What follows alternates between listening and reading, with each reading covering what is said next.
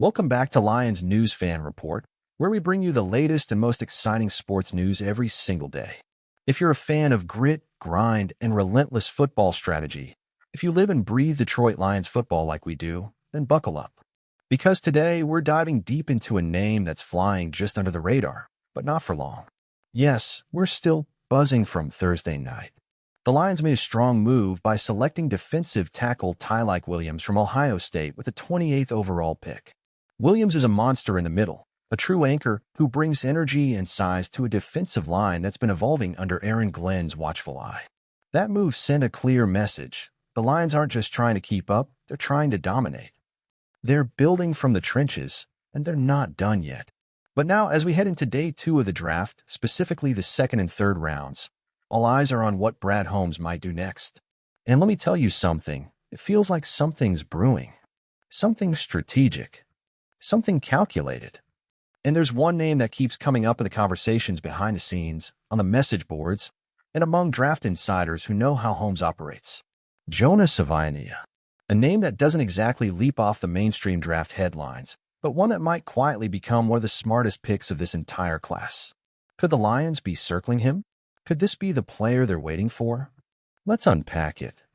SAVAIINAEA is an interior offensive lineman from Arizona who checks every single box that the Lions look for in a prospect. Size, versatility, toughness, and maybe most importantly, upside. He's 6 feet 4 inches, 324 pounds, and he's not just some one-dimensional blocker. He started 13 games at right guard, 16 at right tackle, and 5 at left tackle during his college career. That's not just experience, that's Swiss Army knife-level versatility.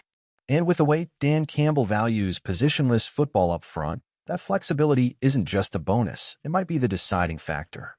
Now think about how Detroit is structured right now. You've got Taylor Decker on the left, Penei Sewell dominating on the right, Frank Ragnow holding the middle like a true field general. But behind that top layer, the depth gets murky. Injuries happen. Fatigue sets in. Game plans shift. And the Lions have learned the hard way that when your line breaks down, your entire offense can fall apart. Jonah isn't the flashy pick. He's not the guy who's going to light up Twitter with a viral clip on draft night. But he's the kind of player who allows your quarterback to stay upright in Week 15 with a playoff spot on the line. And that is what wins you games in January. So why all the speculation around Jonah and the Lions? Well, listen to what Brad Holmes said after round 1.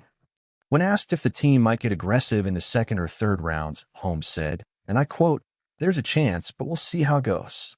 The good thing is that there are still some really good players worth going after. If I wake up tomorrow and feel it, and Dan feels it too, we might go make a move." That doesn't sound like a man who's sitting on his hands. That sounds like a GM who already has a name circled. A name like Jonah, who is right in the sweet spot of that mid-second round range.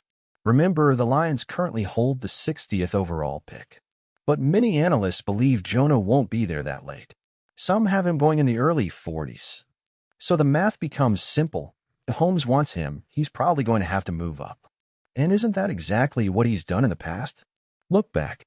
Holmes traded up for Jameson Williams. He moved up again for Jahmyr Gibbs. When this front office identifies their guy, they don't hesitate. They don't play the waiting game. They attack. Now just imagine this scenario. The second round begins, and a couple of interior linemen go off the board quickly. Jonah's still sitting there at pick 45.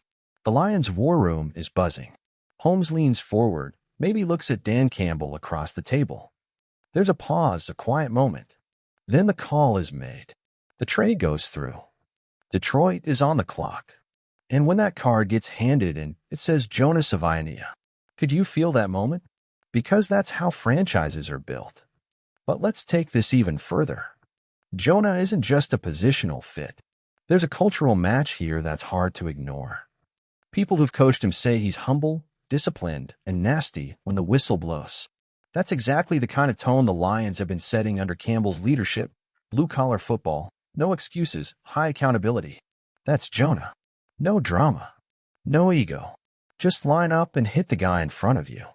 Pair that mentality with the likes of Sewell and Ragnow, and you're creating a wall, not just a protection, but a culture. A unit that breathes the same identity. That plays for each other. That fights in the trenches, even when the scoreboard isn't kind. That's Detroit football. And hey, here's a wild thought. What if the Lions aren't just targeting Jonah as a depth piece? What if they see him as a potential starter by midseason? What if the coaching staff already has plans to rotate him in at right guard or even test him out at tackle in camp? Could he be the next great offensive lineman to develop under Hank Fraley? That possibility adds an extra layer of urgency. Because if that's how they view him, then waiting until pick 60 becomes a serious gamble. Another team, maybe the Giants, maybe the Steelers, could scoop him up before Detroit even gets a chance. Some fans might be asking, but don't we have bigger needs? Maybe. Edge rusher, defensive back, yes. But remember this, your offensive line is your insurance policy. It protects your quarterback, opens holes for your backs, and sets the tone for your team. The Lions are already good there, but they could be great. And Jonah might be the missing piece to make that happen. You don't have to look far to find examples of playoff teams that were undone by offensive line depth. One injury, one missed block, and the whole game changes. Jonah gives you security. He gives you options. He gives you leverage in both football and roster building terms. And again, we're not saying this pick will definitely happen. But the signs are there. The logic lines up. The team philosophy matches. And the front office has a track record of acting decisively when they've identified a foundational player. Could this be the next chapter in that story? So now I ask you, what do you think? Should the Lions make the move for JONAH SAVAIINAEA? Is this the kind of pick that doesn't wow the headlines but wins games when it matters most? Or should they focus elsewhere and let the board come to them? Personally, I love the idea. Jonah might not get the social media hype, but he's the kind of pick that shows you're thinking long-term. That you're building something real, something sustainable. And in this league, that's how you rise from good to great. I can't wait to read your thoughts in the comments below.